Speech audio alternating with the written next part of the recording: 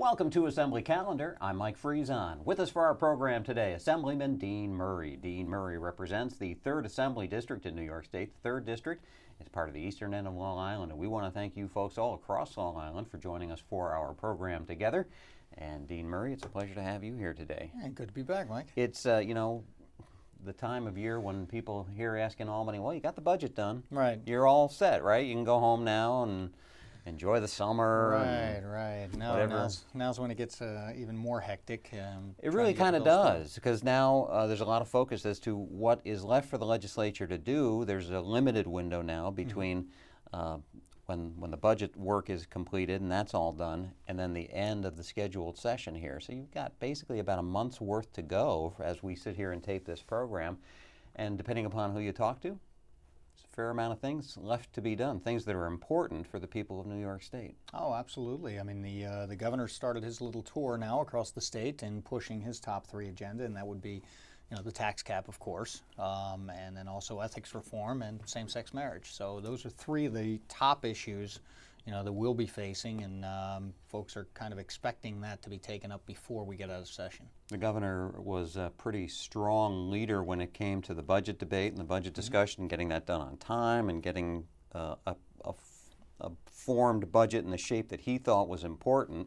Do you think he'll have the same kind of success on those 3 agenda items that you just laid out for us there?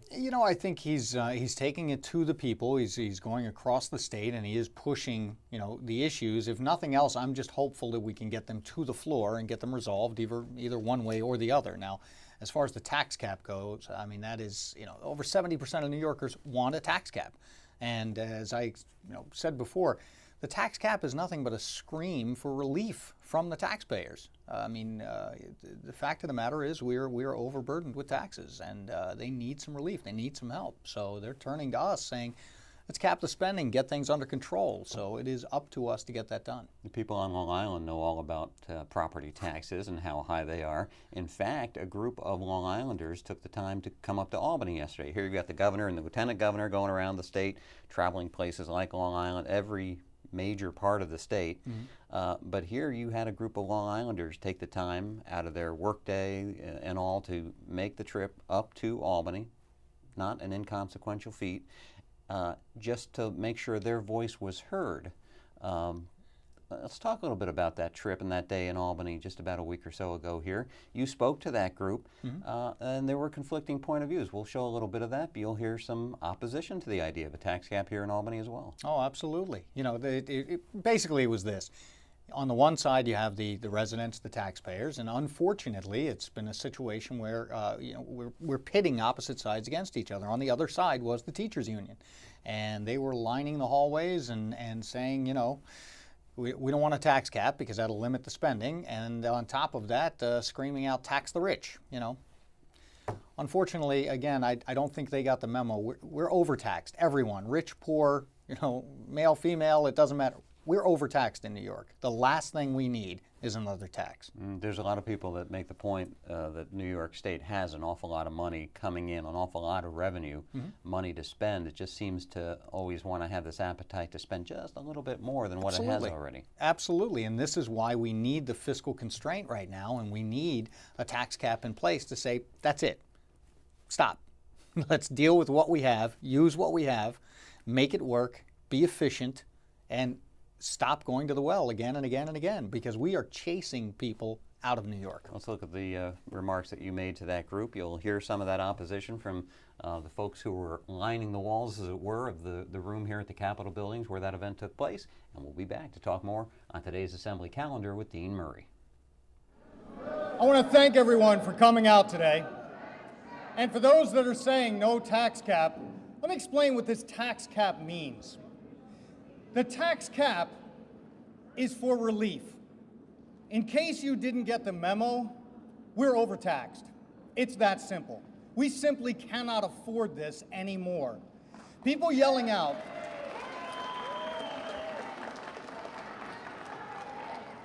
people asking for tax relief and a tax cap. Asking for tax relief is not aimed at hurting anyone.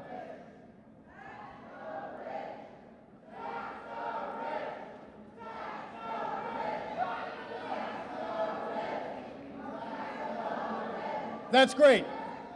Then we'll see who's left. As I was saying, what a tax cap is it is a scream from the public for help. More than 70% of the public, of New Yorkers, say they want a tax cap. Do you know why? The latest reports have come out saying that of the highest tax people in the nation, New York dominates that list. Dominates the list.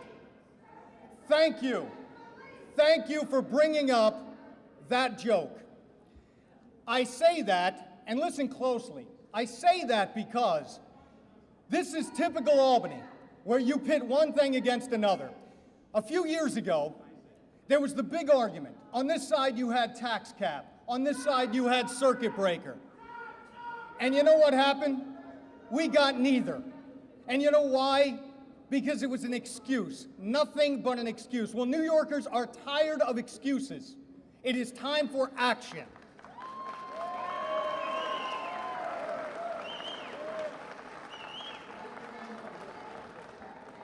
It is time to force change, and by passing a tax cap, we will force that change.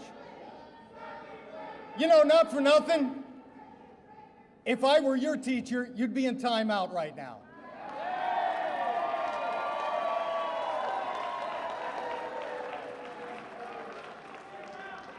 Like we're saying, this tax cap will force change. We need change. That is why I am supporting the tax cap, and hopefully we will make that change happen. Thank you very much.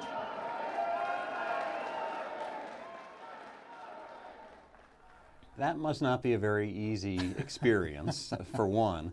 You know, there was one point, and I don't think we really heard what the comment was from the peanut gallery, but Right. You said, thanks for referencing that joke or something like that. Well, They had held up a giant banner about the circuit breaker.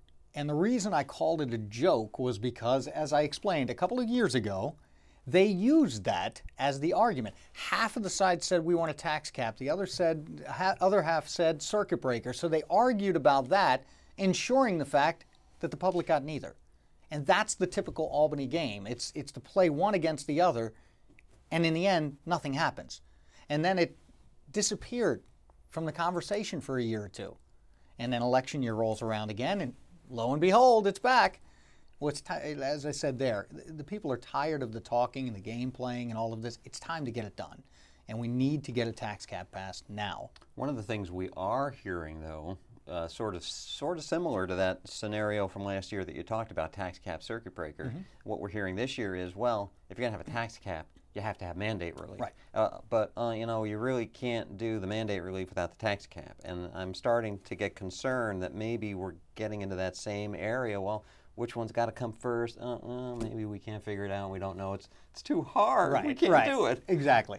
You know what? If you sit and you wait for the perfect scenario, nothing happens. So what we need to do this year is learn from the past mistakes. We do need mandate relief with the tax cap, because a tax cap without some real mandate relief could spell trouble down the road.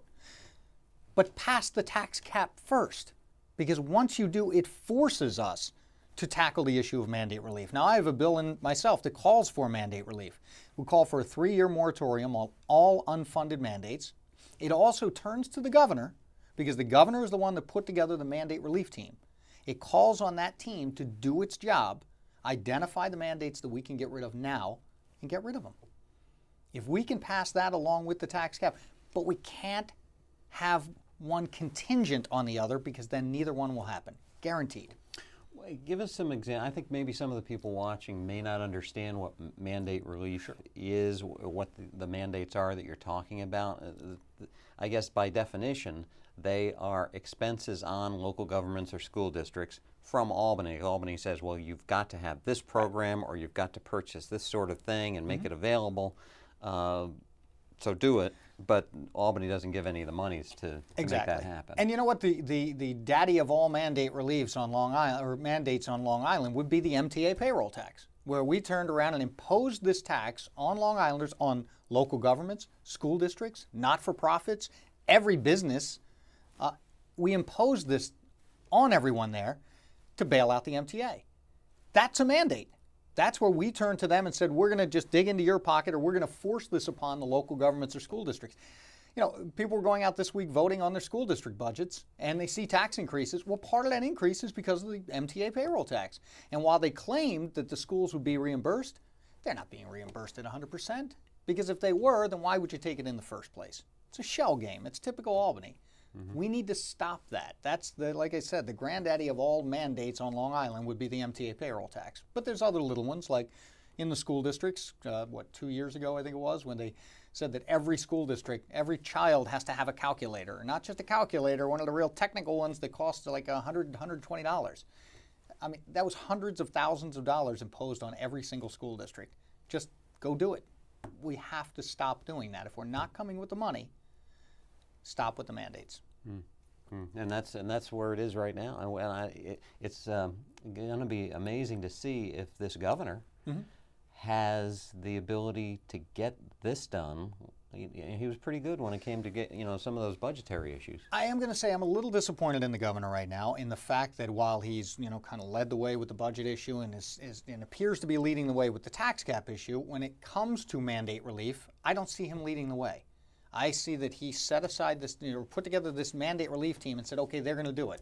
They really haven't. They really haven't done anything substantial as far as mandate relief. And he needs to be out there helping us as we're out spreading the word of some of the mandates that need to be eliminated.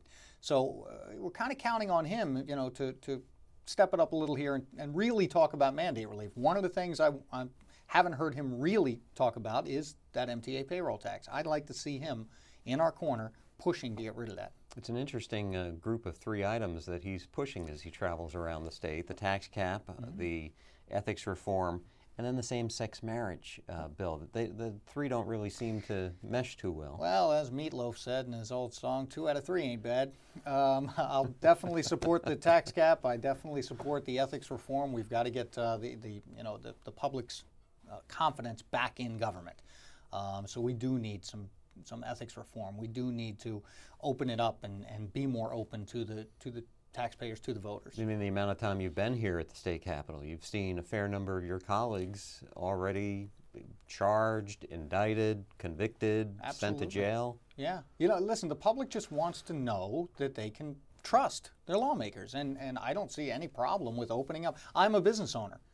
Ironically, though, I'm in advertising, and we publish certain magazines, so if you want to see my client list, just pick up the magazine so you know who I'm doing business with.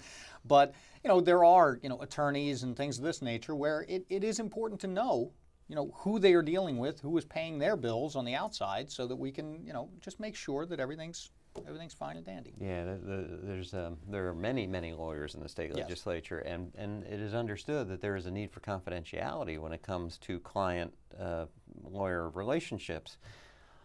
But it seems to breed an awful lot of question as to how decisions are made especially by the legislative leaders in both the Assembly and the Senate who are lawyers. Right. Yeah, I really don't see anything wrong, and I don't see where there would be a conflict with just saying, this is my client. Releasing the client list. You're not releasing any documents as far as what the cases are about or anything, but I think the public needs to or has the right to know who you're doing business with. If you folks watching this program want to reach out to your representative, easy thing for you to do. You can contact Dean Murray at his office in Medford. The phone number is 207-0073, or send an email to the address you see right there on the bottom of the screen. That is murrayD@assembly.state.ny.us. And you can get a hold of your representative, let him know how you feel about things, or if you've got any issues you think he and his staff could help you out with. That's how you make that contact right there. Dean Murray, thanks for joining us today. Thanks, Mike. Always a pleasure. We want to thank you folks, too, for spending your time with us, and we will hope to see you soon for our next edition of Assembly Calendar.